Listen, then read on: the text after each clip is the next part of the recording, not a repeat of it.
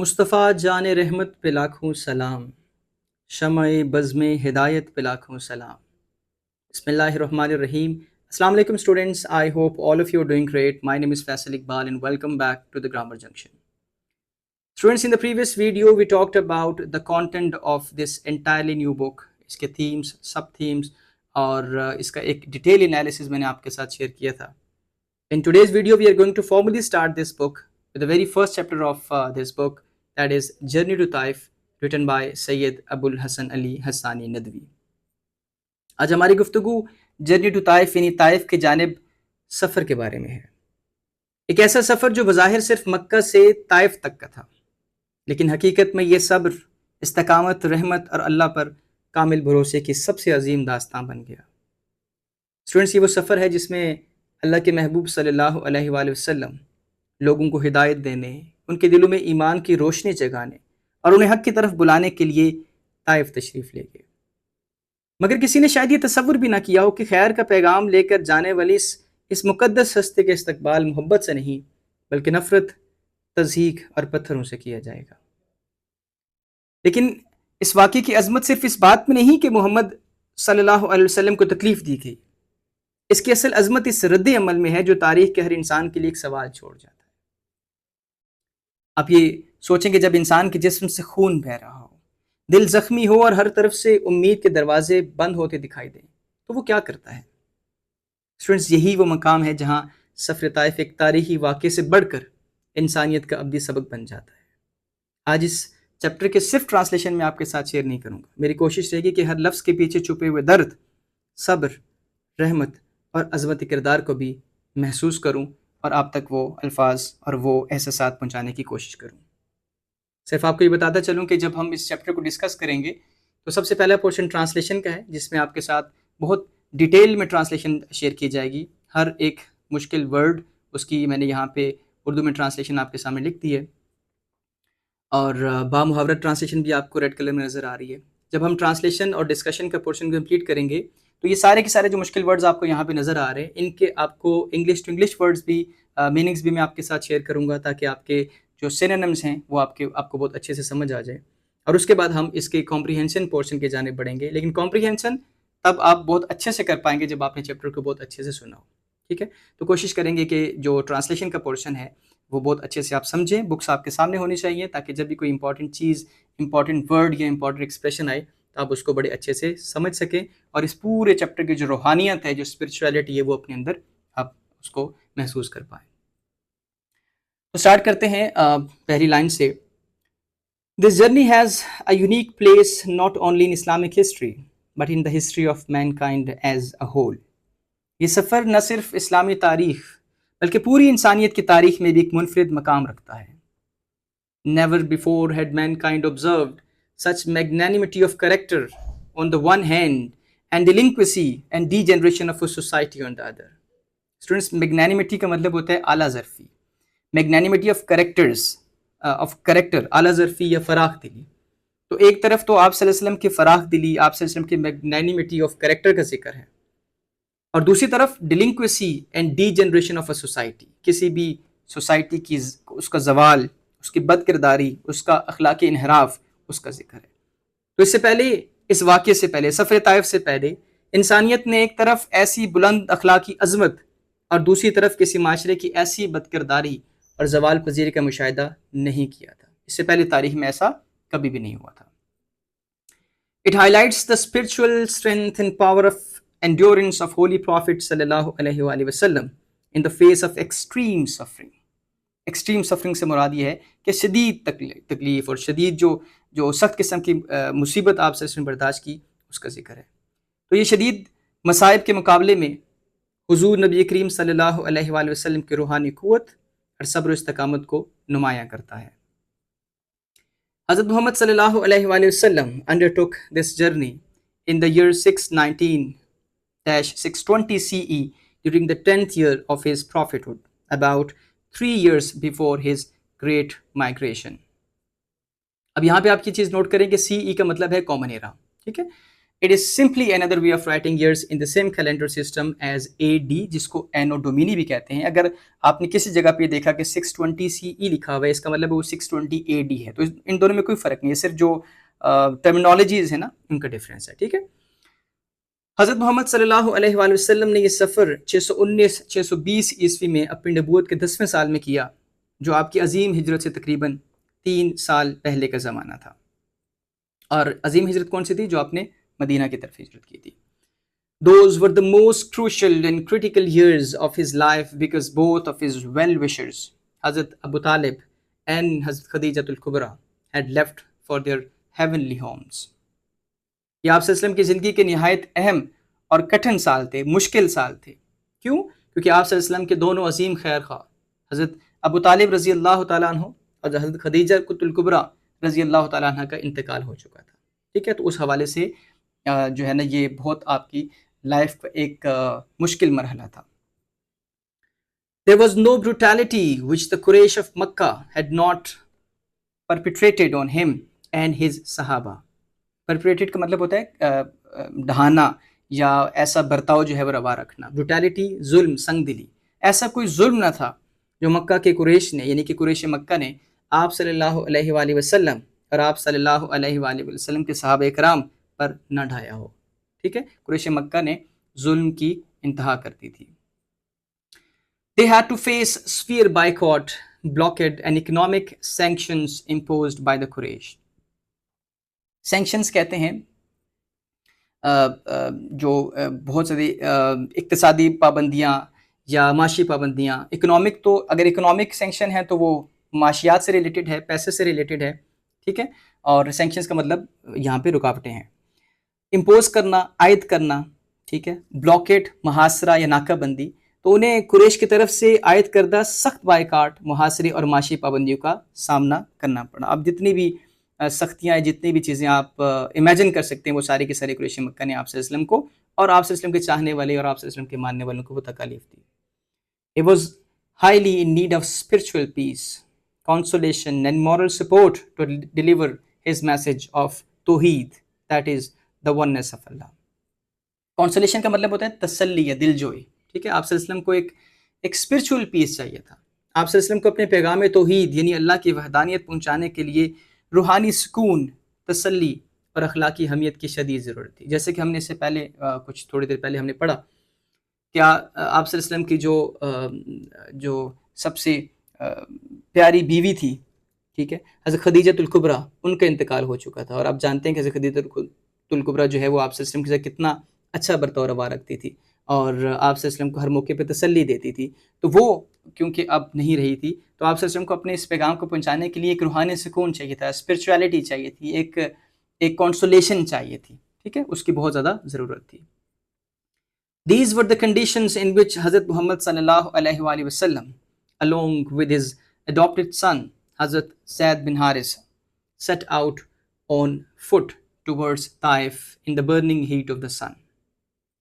Set out کا مطلب ہوتا ہے کوئی سفر جو ہے، سفر کے لیے روانہ ہونا یا سفر شروع کرنا. اڈاپٹڈ سن مطلب ایسا جو ہے وہ حقیقی بیٹے نہیں تھے. آپ حضرت زید بن حارث آپ وسلم کے حقیقی بیٹے نہیں تھے، بلکہ منہ بولے بیٹے تھے، جس کو متبنہ بیٹا بھی کہتے ہیں، لے پالک بیٹا بھی کہتے ہیں. یہ وہ حالات تھے جن میں حضرت محمد صلی اللہ علیہ وآلہ وسلم اپنے منہ بولے بیٹے حضرت زید بن حارثہ کے ساتھ سورج کی جھلستی گرمی میں طائف کی طرف پیدل روانہ ہوئے. He reached Taif after visiting and preaching Tawheed to different tribes residing between Makkah and Taif. Residing سے مراد کیا ہوتا ہے؟ جو رہنے والے یا سکونت پذیر یہاں کے رہنے والے جو لوگ ہیں. آپ صلی اللہ علیہ وسلم مکہ اور طائف کے درمیان رہنے والے مختلف قبائل کو توحید کی دعوت دیتے ہوئے طائف پہنچے. He walked on foot all the way. تو اپنے سارے کا سارا سفر جو ہے وہ پیدل جو ہے وہ طے کیا. تو کتنا مشکل تھا اس گرمی میں. آج بھی اگر آپ عرب میں جائیں تو آپ دیکھتے ہیں کہ وہاں پہ کتنا سخت ماحول ہے. وہ ایک صحرا جو ہے اور وہاں کے جو پہاڑ ہیں جو وہ چٹکل پہاڑ ہیں. تو آپ دیکھیں کتنا مشکل وہ سفر تھا. وہ سارے کا سفر سارے کا سارا سفر جو ہے وہ آپ سے نے اس جھلستی گرمی میں جو ہے وہ پیدل جو ہے وہ طے کیا. The tribe of Banu Saqif resided in Taif. بنو ثقیف جو ہے اس کا جو قبیلہ تھا وہ طائف میں آباد تھا.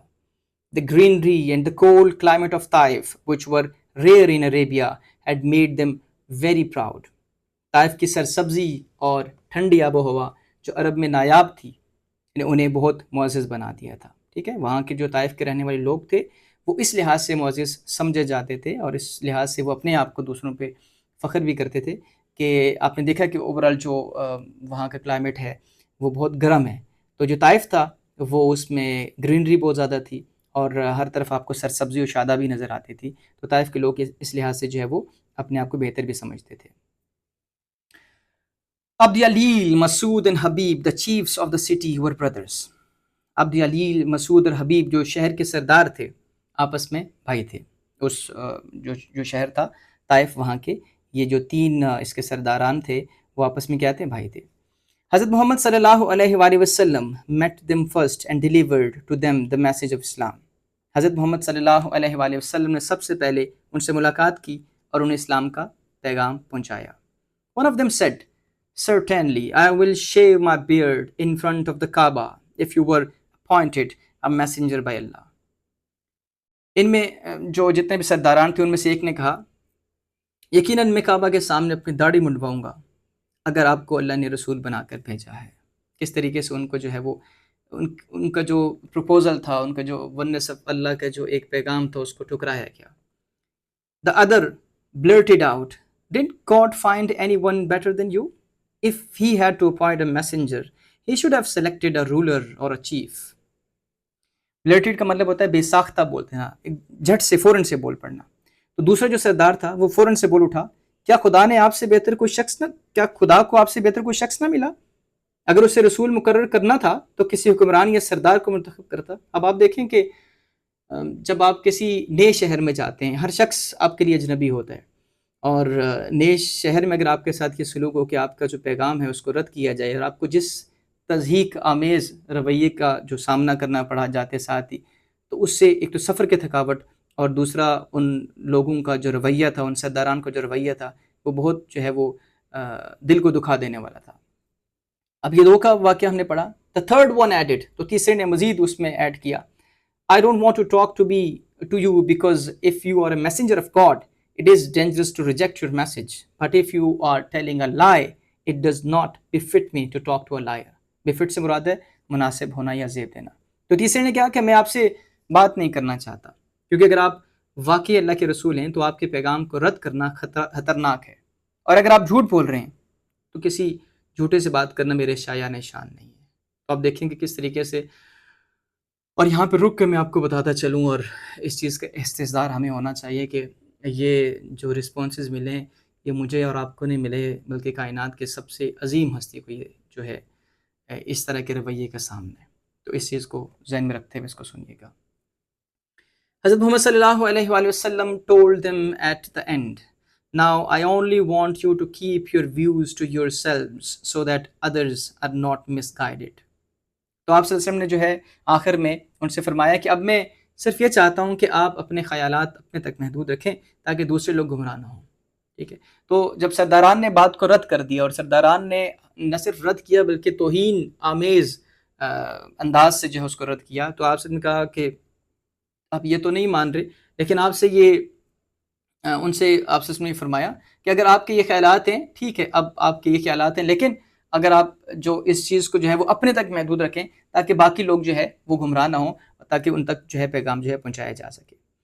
حضرت محمد صلی اللہ علیہ وآلہ وسلم then started preaching his faith to the people. اس کے بعد آپ صلی اللہ علیہ وسلم جو ہے وہ لوگوں میں اپنے دین کی تبلیغ جو ہے آپ صلی اللہ علیہ وسلم نے شروع کر دی. These 3 chiefs then instigated their slaves and street children to chase him where he started delivering a sermon. Instigated کا مطلب ہے اکسانا یا بھڑکانا.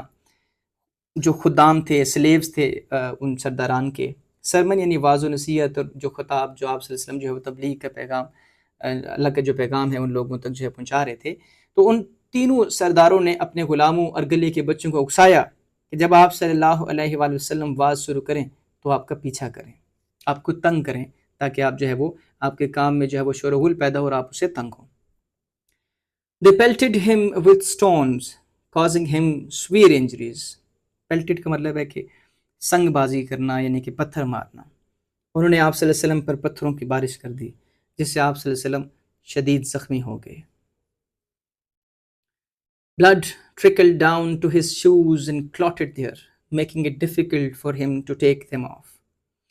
Trickled, खून निकल के बह जाना, यानी कि अपने मकाम से निकल के जब वो बहते हैं तो उसको ट्रिकल्ड कहते हैं. क्लॉटेड, जम जाना, मुंजमद हो जाना. टेक ऑफ, उतारना या निकालना. तो खून बहते बहते आप सल्लल्लाहु अलैहि वसल्लम के जूतों तक पहुंच गया और वहां जम गया, जिसकी वजह से जूते उतारना मुश्किल हो गया. During that journey the mischief makers called him names, clapped and shouted at him so much that he was forced to take refuge inside the boundary of an orchard.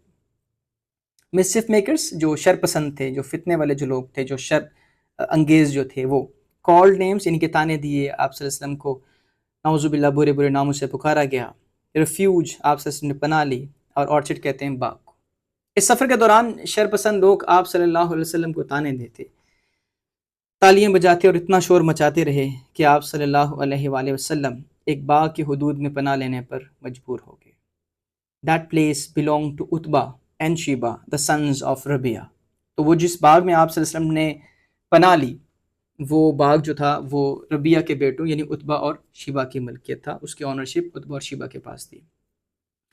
Seeing this miserable condition, they took pity on him and sent some grapes on a plate through their slave Addas. तो जब उन्होंने ये देखा कि आप सल्लल्लाहु अलैहि वसल्लम की ये हालत है, तो ये काबिल रहम जो हालत देखकर उन्हें तरस आ गया उत्बा और शीबा को, तो उन्होंने अपने गुलाम अद्दास को बुलाया और उसके ज़रिए एक प्लेट में चंद अंगूर जो है उस बाग से तोड़कर आप सल्लल्लाहु अलैहि वसल्लम के लिए भिजवाए. Adas put the plate in front of Hazrat Muhammad sallallahu alaihi wasallam.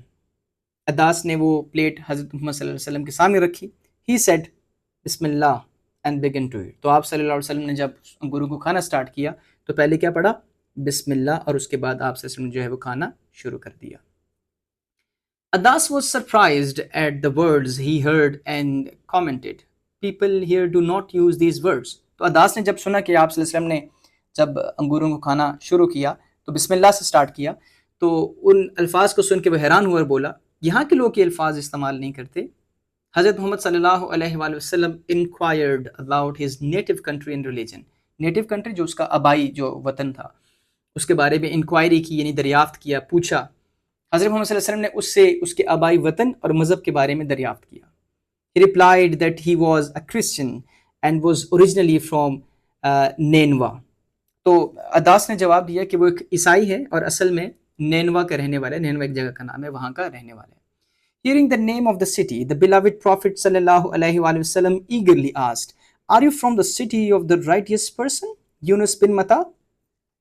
तो eagerly यानी इश्तियाक से, शौक से, बेताबी से. तो शहर का नाम सुनकर महबूब खुदा सल्लल्लाहु अलैहि वसल्लम ने इश्तियाक से पूछा, क्या तुम नेक शख्स यूनुस बिन मता के शहर से हो? अदास asked in surprise, How do you know about Yunus bin Matta? तो अदास ने क्या हैरानगी से क्या पूछा कि आप यूनुस बिन मता के बारे में कैसे जानते हैं? हज़रत मोहम्मद सल्लल्लाहु अलैहि वसल्लम replied, He is my brother. He was a prophet and I am also a prophet. तो आपसे ने क्या फरमाया कि वो मेरे भाई हैं, वो अल्लाह के नबी थे और मैं भी अल्लाह का नबी हूँ. On hearing this, Adas leaned towards him eagerly and kissed his head, hands and feet. तो लीन टूवर्ड्स मतलब झुक गया. तो ये सुनकर अदास जो है अकीदत से आप सल्लल्लाहु अलैहि वसल्लम की तरफ झुका, आप सल्लल्लाहु अलैहि वसल्लम के सर, हाथों और पाँव को बोसा दिया. Utbah and Sheba, who were watching from a distance, commented, It seems that we have lost this slave. तो जब उतबा और शीबा ने ये मामला देखा कि अदास जिस तरीके से आप सल्लल्लाहु अलैहि वसल्लम के सर मुबारक को, आप सल्लल्लाहु अलैहि वसल्लम के हाथों को और आप सल्लल्लाहु अलैहि वसल्लम के कदम मुबारक को चूम रहा था, तो उन्होंने ये मंजर देखा तो बोले, लगता है कि हमने ये गुलाम खो दिया है. इसका मतलब ये कि लगता है कि ये भी मुसलमान होने जा रहा है और उनकी बात को अब ये मान लेगा. When Adas returned, they rebuked him and warned him not to forsake his religion. तो रिब्यूक का मतलब होता है डांटना, कि जब अदास वापस आए तो उन्होंने उसे डांटा और खबरदार किया कि वो अपना मजहब ना छोड़े, कि अपना मजहब किसी भी सूरत में ईसाईयत को वो कभी भी ना छोड़े. अदास told them, Today nobody is better than him on the face of the earth. तो अदास ने क्या कहा कि आज रूए ज़मीन पर उनसे बेहतर कोई शख्स नहीं. He told me something that only a prophet could know. تو انہوں نے مجھے ایک ایسی بات بتائی جو صرف ایک نبی ہی جان سکتا ہے، یعنی کہ وہ جو جب آپ صلی اللہ علیہ وسلم نے ان سے عداس سے ان کے شہر کے بارے میں پوچھا اور انہوں نے کہا کہ وہ نینوا سے ہیں، اور آپ سے کہا وہ نینوا تو جو ہے وہ میرے بھائی کا شہر ہے جو نبی تھے اور میں بھی نبی ہوں، تو عداس اس پہ عتبہ اور شیبہ کو یہ کہہ رہے کہ یہ ایک نبی جان سکتا ہے، باقی کسی کو یہ جانکاری نہیں ہو سکتی، تو اس لیے وہ کہہ رہے ہیں کہ آج زمین پر ان سے بہتر کوئی شخص نہیں۔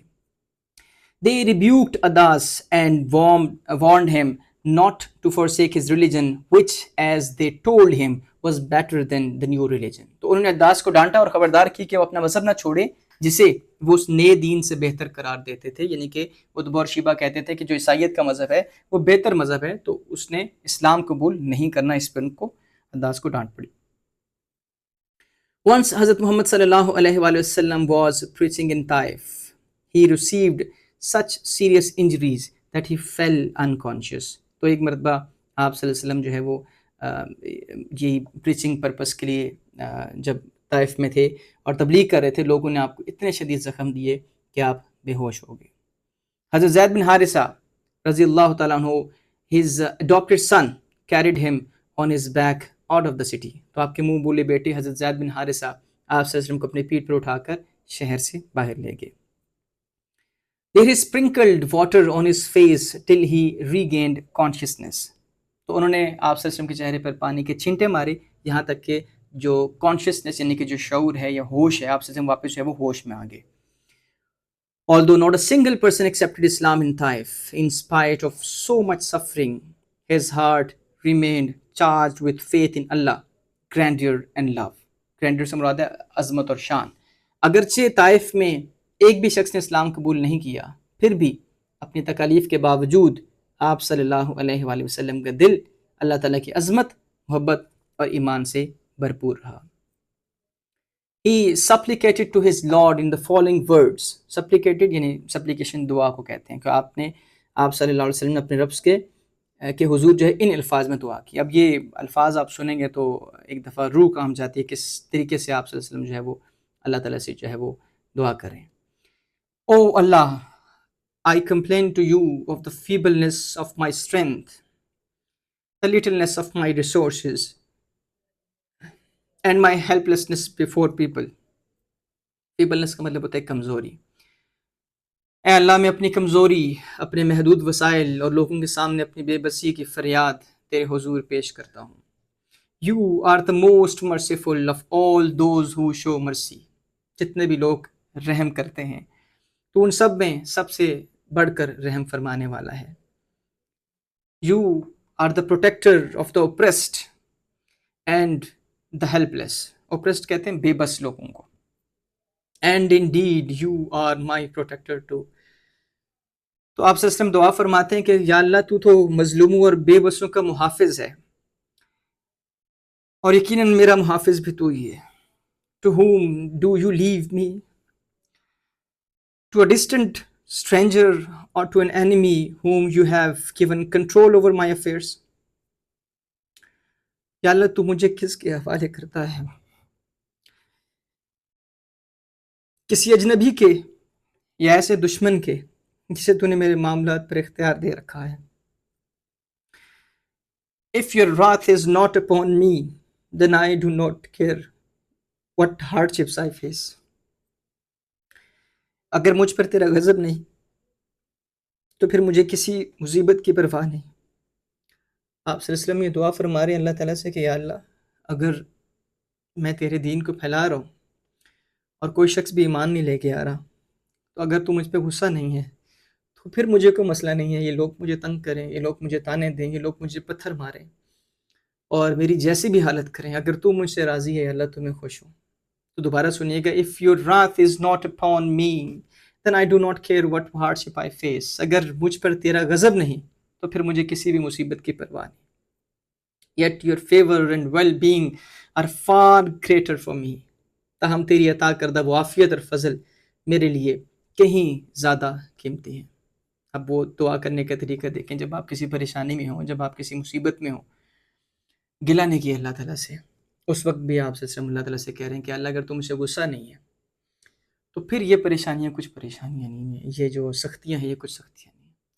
I seek refuge in the effulgence of your divine being, which dispels all darkness and sets right all affairs of this world and the hereafter. Refuse हम पहले पढ़ चुके हैं, पना डिवाइन बीइंग, ज़ात इलाही का नूर या इलाही जलवा. डिस्पेल्स दूर करना, ख़त्म करना, हियर आफ्टर यानी कि आखिरत, मौत के बाद की जो ज़िंदगी है. मैं तेरी ज़ात के इस नूर की पनाह मांगता हूँ जो हर तारीकी को दूर करता है और दुनिया और आखिरत के तमाम मामलात को दुरुस्त करता है. So that I may never इंकर योर राथ और अर्न योर डिसप्लेजर, ताकि मैं कभी तेरे गज़ब या नाराज़गी का मुस्तहिक ना बनूं.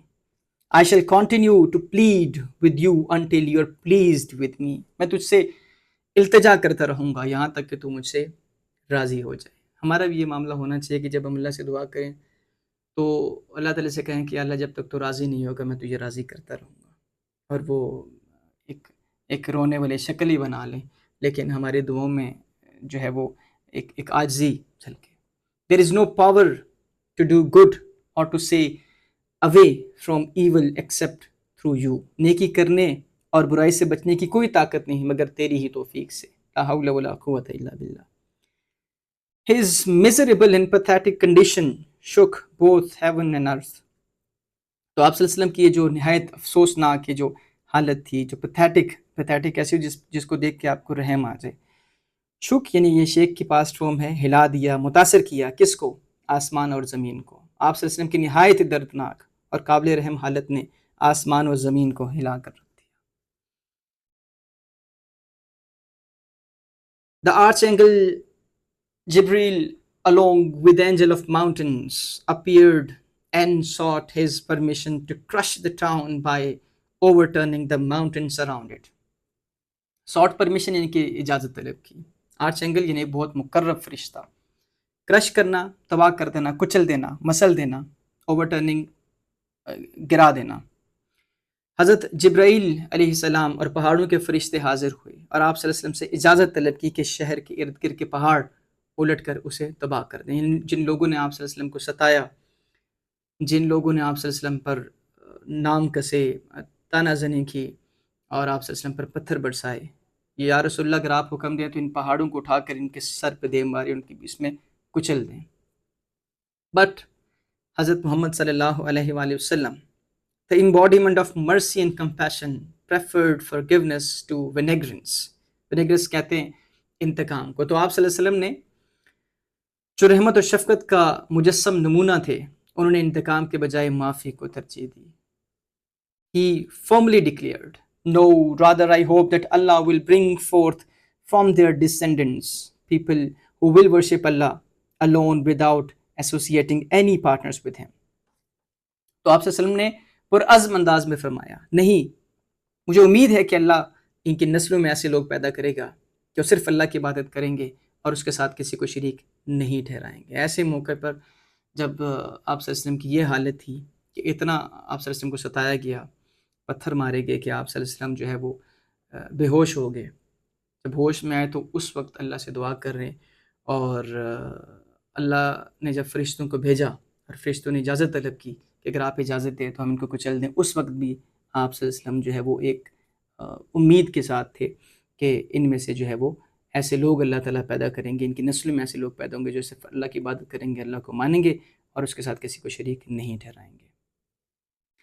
The prophet of the people of Taif, blinded by ignorance, failed to realize that by rejecting the message of the Prophet sallallahu alaihi wasallam and persecuting him, they were turning away from heavenly blessings. अब ये जो Taif के जो लोग थे, Taif के जो लोग थे वो जहालत की वजह से ये ना समझ सके कि रसूलुल्लाह सल्लल्लाहु अलैहि वसल्लम के पैगाम को रद्द करके और आप सल्लल्लाहु अलैहि वसल्लम को सता कर वो आसमानी बरकतों से महरूम हो रहे थे. हेवनली ब्लेसिंग यानी कि आसमानी बरकतें. तो किन्होंने आप सल्लल्लाहु अलैहि वसल्लम को जो पैगाम था उसको रद्द किया था, उसको रिजेक्ट किया था. परसिक्यूटिंग मतलब जो जुल्म था, आप सल्लल्लाहु अलैहि वसल्लम पे जो है वो जुल्म किया था और उनको इस चीज़ का इदराक नहीं था. Whereas only a few years later the people of Medina embraced the same opportunity and achieved success in this world and the hereafter. जबकि चंद ही साल बाद मदीना के लोगों ने اسی موقع کو قبول کیا اور دنیا اور آخرت دونوں میں کامیابی حاصل کی. کچھ سالوں کے بعد جب آپ صلی اللہ علیہ وسلم نے مدینہ کی جانب سفر کیا تو جیسے آپ صلی اللہ علیہ وسلم کسی زمانے میں طائف آئے تھے اور یہاں پہ ایسا رد عمل ان کے ساتھ کیا گیا، لیکن جب آپ صلی اللہ علیہ وسلم مدینہ گئے تو اس کے برعکس آپ صلی اللہ علیہ وسلم کے ساتھ عمل ہوا. ان لوگوں نے آپ صلی اللہ علیہ وسلم کو ویلکم کیا اور دونوں ہاتھوں سے جو ہے آپ صلی اللہ علیہ وسلم کا استقبال کیا. They gave shelter to حضرت محمد صلی اللہ علیہ وآلہ وسلم and his صحابہ. تو مدینہ کے لوگوں نے حضرت محمد صلی اللہ علیہ وآلہ وسلم اور آپ کے صحابہ اکرام کو پناہ دی اور آپ صلی اللہ علیہ وسلم کی اور صحابہ اکرام کی بھرپور مدد کی. So this was the chapter and I hope کہ آپ کو یہ چیپٹر سارے کا سارا اچھے سے سمجھ آ گیا ہوگا. اور جو ہم نے سبق سے سیکھا، اس چیپٹر سے سیکھا کہ جب آپ کسی مشکل میں ہوں، ایک تو دعا مانگنے کا طریقہ کہ کس طریقے سے اللہ سے دعا مانگی جائے، اللہ سے گلہ نہ کیا جائے کہ اللہ تو نے مجھے ہی کیوں اس مصیبت میں ڈالا، ایسا کبھی نہ کیا جائے. اور دوسرا جس طریقے سے برائی کے ریئیکشن میں ایک نیگیٹیوٹی تھی، اس کے اگینسٹ جو آپ سے کا ریئیکشن تھا، وہ ریئیکشن جو ہے وہ قابل دید تھا. Now these are the words from the chapter, almost 25 to 30 words ہیں جن کے synonyms میں نے آپ کے ساتھ شیئر کیے ہیں. آپ جب synonyms کو یاد کریں گے آپ کو فائدہ یہ ہوگا. جب آپ ریڈنگ کمپریہنشن میں پیپر پرسپیکٹیو سے جب آنسرس لکھیں گے تو آپ کے پاس ایک رچ ووکیبلری ہوگی جس سے آپ جو ہے وہ ڈفرینٹ جو ہے اس کے آلٹرنیٹ لکھ سکتے ہیں. ٹھیک ہے. سو یونیک کا جو میننگ ہے یا اس کے synonyms ہیں: special, one of a kind, uncommon, magnanimity, kindness, generosity, nobility, delinquency, wrongdoing, misconduct, misbehavior, degeneration, decline, decay, اور highlights, show, emphasizes. آپ ایک یا دو ورڈز کم سے کم آپ کو ایک اس کا سنونیم آنا چاہیے. اگر آپ دو یاد کر لیں تو بہت اچھی بات ہے. میں نے آپ کے آسانی کے لیے یہاں تین لکھے ہوئے. اسپرچول، ریلیجیس، اسکیئرڈ، ہولی، ویسے اس کا مطلب روحانی ہے. اچھا، endurance, patience, perseverance, crucial, important, essential. Prophethood کا مطلب ہے mission of a prophet, divine calling. ٹھیک ہے. Migration, journey, moving from one place to another place. Brutality, cruelty, violence, perpetrated, committed, carried out, performed, boycott, refusal, avoidance, blockade, barrier, obstructions, restrictions, رکاوٹیں کھڑی کرنا. Sanctions, penalties, restrictions. Consolation, comfort, encouragement, relief. Undertook, started, began, carried out. Preaching, teaching, spreading, delivering. Residing, سکونت پذیر. Living, staying, dwelling. Blurted, exclaimed, spoke suddenly, فوراً سے بے ساختہ بولنا. Appoint, choose, select, assign. Befit, suit, match someone who is appropriate for something. Misguided, confused, deceived. Instigated, encouraged, provoked. Sermon, speech, religious talk, خطبہ جسے کہتے ہیں. Pelted, threw at, bombarded, hit with, زور سے پھینکنا کسی چیز. Okay, trickled, flowed slowly. Clotted, thickened, جم جانا. Refuge, shelter, protection. Orchard, garden یا fruit farm جسے باغ کہتے ہیں. Miserable, unhappy, pitiful, pity, sympathy, compassion, kindness. Inquired, asked, questioned. Native, original, local, وہاں کا جو مقامی ہے. Righteous, good, virtuous, سچا. Eagerly, willingly, enthusiastically, keenly. Rebuked, scolded, ڈانٹنا. Forsake, leave, abandon, give up. Unconscious, senseless, fainted, بے ہوش ہونا. Regained, recovered. Grandeur, greatness, عظمت جسے کہتے ہیں. Supplicated, prayed, begged, دعا کرنا. Feebleness, weakness, کمزوری. Wrath, angry, fury, displeasure. Effulgence, brightness, radiance, روشنی. Divine, holy, heavenly, sacred. Dispels, removes, clears away. Incur, bring upon, receive. Displeasure, dissatisfaction. Plead, beg, request. Pathetic, pitiful, heartbreaking. Archangel, chief angel یعنی کہ جو فرشتوں میں سب سے بڑا جو فرشتہ مقرر فرشتہ. Crush, destroy, ruin, smash. So these are the words جو میں نے آپ کے ساتھ ان کے جو ہے وہ میننگز اور synonyms آپ کے ساتھ شیئر کیے. Now the reading in critical thinking, this is page number 5 on your book. اور یہ questions میں آپ کے ساتھ میں ایک دفعہ ڈسکس کر لوں گا then you are supposed to read and اگر آپ کو تو ویسے اپنی رائٹنگ اسٹائل پہ کام کرنی ہے, آپ کا رائٹنگ اسٹائل اتنا اچھا ہونا چاہیے کہ جب آپ کو چیز سمجھ آئے تو آپ خود سے لکھ پائیں, لیکن آنسرس میں نے آپ کے آسانی کے لیے یہاں لکھ دی ہے. Why did حضرت محمد صلی اللہ علیہ وآلہ وسلم travel to طائف؟ آپ صلی اللہ علیہ وسلم طائف کی طرف آپ نے ہجرت کیوں کی تھی یا سفر کیوں کیا تھا بیسکلی؟ حضرت محمد صلی اللہ علیہ وآلہ وسلم traveled to Taif to invite its people to Islam. He wanted them to accept the message of توحید, that is oneness of Allah. توحید کا پیغام پہنچانے کے لیے آپ صلی اللہ علیہ وسلم وہاں پہ گئے تھے. He also hoped to receive their support after facing great difficulties in Makkah. تو جب قریش مکہ نے آپ کو اذیتیں دی, تکالیف دی, تو آپ صلی اللہ علیہ وسلم اس امید کے ساتھ طائف کی طرف گئے تاکہ وہ لوگ آپ صلی اللہ علیہ وسلم کی بات کو سنیں گے اور آپ صلی اللہ علیہ وسلم کو سپورٹ کریں گے. However, the people of Taif rejected his message and treated him badly. لیکن اس کے برعکس ان لوگوں نے آپ صلی اللہ علیہ وسلم کے ساتھ بہت اچھا سلوک نہیں کیا. Question number 2 is, how did the chiefs of Taif respond to the message of Islam? The chiefs of Taif rejected the message of Islam. They mocked and insulted حضرت محمد صلی اللہ علیہ وآلہ وسلم. انہوں نے آپ صلی اللہ علیہ وسلم کا جو ہے مذاق اڑایا, تمسخر بازی آپ صلی اللہ علیہ وسلم کے ساتھ کی اور آپ صلی اللہ علیہ وسلم کی انسلٹ کی. They refused to believe that he was the messenger of Allah. انہوں نے آپ صلی اللہ علیہ وسلم کو اللہ کا نبی ماننے سے انکار کر دیا.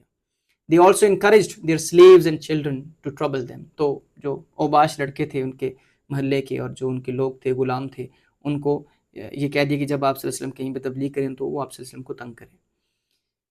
What did حضرت محمد صلی اللہ علیہ وسلم ask the chiefs at the end of meeting with them? تو آپ صلی اللہ علیہ وسلم نے کیا فرمایا ان سرداران سے جب آپ صلی اللہ علیہ وسلم کی ان کے ساتھ میٹنگ ختم ہوئی؟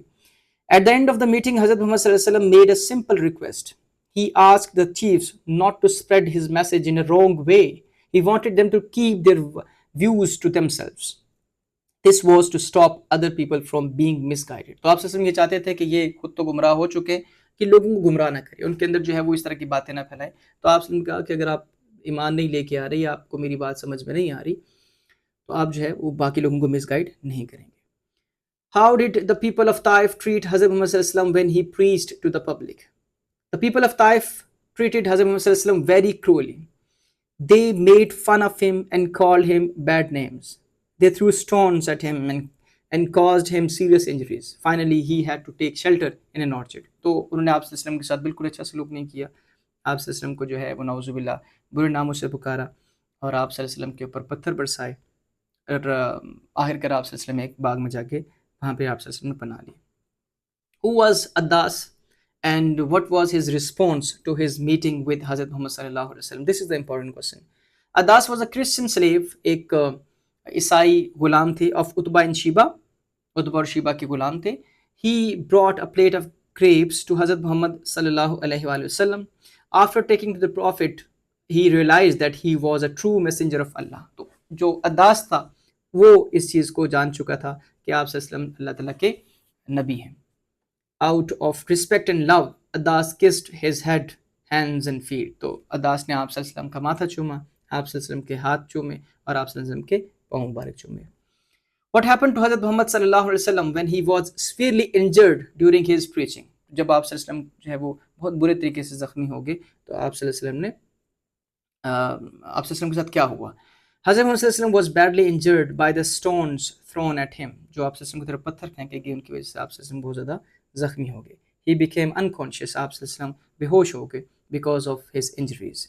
حضرت زید بن حارثہ رضی اللہ تعالیٰ عنہ carried him out of the city on his back. تو اپنی کمر پہ آپ صلی اللہ علیہ وسلم کو اٹھا کے اس شہر سے باہر چلے گئے. He sprinkled water on the prophet's face. تو حضرت زید نے آپ صلی اللہ علیہ وسلم کے چہرے پہ پانی کے چینٹے مارے until he regained consciousness. آپ صلی اللہ علیہ وسلم واپس ہوش میں آ گئے اس وقت تک. Next question is, what does the supplication یعنی دعا of حضرت محمد صلی اللہ علیہ وسلم reveal about his character and faith? This is again the important question کہ آپ صلی اللہ علیہ وسلم جو دعا مانگی تھی وہ آپ صلی اللہ علیہ وسلم کے کریکٹر اور آپ صلی اللہ علیہ وسلم کے ایمان کو, یعنی کہ دو چیزیں, کریکٹر اور ایمان کو کس طریقے سے وہ ظاہر کرتا ہے. The supplication shows the strong faith of حضرت محمد صلی اللہ علیہ وسلم in Allah. Even in great pain, he turned only to Allah for help. تو یعنی کہ اس درد کے موقع پر بھی آپ صلی اللہ علیہ وسلم نے جس کو پکارا وہ صرف اللہ تعالیٰ کی ذات تھی, یعنی کہ آپ صلی اللہ علیہ وسلم کا جو اللہ تعالیٰ پر اتنا کامل بھروسہ اور توکل تھا. He remained patient, humble and hopeful. آپ صلی اللہ علیہ وسلم جو ہے وہ ثابت قدم رہے, عاجز رہے اور پیشنٹ یعنی صابر یعنی کہ صبر کرنے والے رہے. His دعا, his supplication shows complete trust in Allah and great strength of character. تو اللہ تعالیٰ پہ جو آپ صلی اللہ علیہ وسلم کا مکمل ایمان تھا اور آپ صلی اللہ علیہ وسلم کے جو کریکٹر کی جو اسٹرینتھ تھی اس کی قوت کو بتاتا ہے کہ آپ صلی اللہ علیہ وسلم کا جو کریکٹر تھا وہ کتنا عظیم تھا. Why did Hazrat Muhammad صلی اللہ علیہ وسلم refuse to curse the people of Taif despite their cruel behavior؟ تو جو لوگ تھے طائف کے ان کے اس رویے اس جو جس طریقے سے آپ صلی اللہ علیہ وسلم کے ساتھ سلوک کیا اس کے باوجود آپ صلی اللہ علیہ وسلم جو ہے ان کے ساتھ جو ہے آپ صلی اللہ علیہ وسلم ان کے لیے بددعا کیوں نہیں کی؟ حضرت محمد صلی اللہ علیہ وسلم refused to curse the people of Taif because he was kind and merciful. آپ صلی اللہ علیہ وسلم رحمان اور بہت زیادہ مہربانی فرمانے والے تھے. He hoped that their future generations would accept Islam. آپ صلی اللہ علیہ وسلم کو امید تھی کہ طائف کے جو لوگ ہیں ان کی جو فیوچر جنریشنز ہیں جو آنے والے لوگ ہیں ان میں سے کچھ لوگ جو ہے وہ اسلام کو ضرور سمجھیں گے اور ایمان لے کے آئیں گے. He believed in forgiveness instead of revenge. آپ صلی اللہ علیہ وسلم جو ہے وہ ان سے بدلہ لے سکتے تھے کیونکہ آسمان سے فرشتے آ چکے تھے اور صرف آپ صلی اللہ علیہ وسلم کا ایک آرڈر تھا اور وہ ساری کی ساری بستی جو ہے وہ جو ہے وہ تباہ ہو جاتی, لیکن آپ صلی اللہ علیہ وسلم نے ان کو معاف کیا اور ان سے بدلہ نہیں لیا. This showed his love for humanity and his noble character. تو یہ آپ صلی اللہ علیہ وسلم کی جو ہے وہ شرافت کو بھی بتاتا ہے اور آپ صلی اللہ علیہ وسلم کے عظیم کردار کو بھی بتاتا ہے. So this was all about the chapter. I hope کہ چیپٹر آپ کو بہت اچھے سے سمجھ آیا ہوگا. I'll be sharing this document with all of you in a while. If you have any questions, please write in the comments. انشاءاللہ ملتے ہیں نیکسٹ ویڈیو میں, تب تک کے لیے اللہ حافظ. Stay blessed.